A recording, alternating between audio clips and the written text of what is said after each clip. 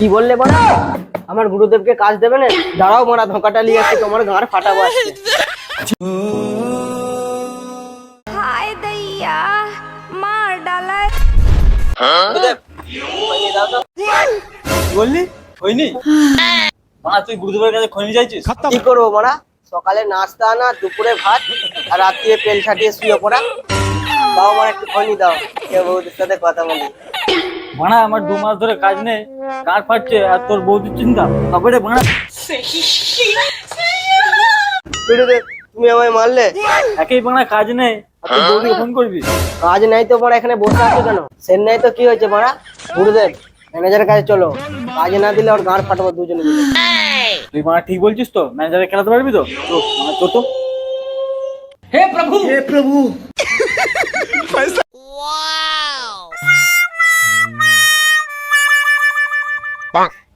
কি ব্যাপার চিন্টু, কিছু বলবে?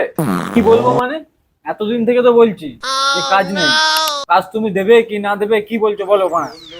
দেখো চিন্টু, সেট এখন নেই, সোনার যা দাম, বাজারের এই অবস্থা, সেট না সব যে আমি তোমায় কাজ দিতে পারবো না। কি বললে বড়া? আমার গুরুদেবকে কাজ দেবে না? দাঁড়াও বড়া, ধোকাটা নিয়ে আসছি, তোমার গাঁড় ফাটাবো আজকে। চিন্টু চিন্টু চিন্টু, ওকে থামাও বড়া, নাহলে আমার মেরে গাঁড় ভেঙে দেবে। চিন্টু, মাথা ঠান্ডা করো, ওকে বুঝাও, তোমার জায়গায় গিয়ে বসো, আমি কাজের ব্যবস্থা করে তোমাদের দিচ্ছি।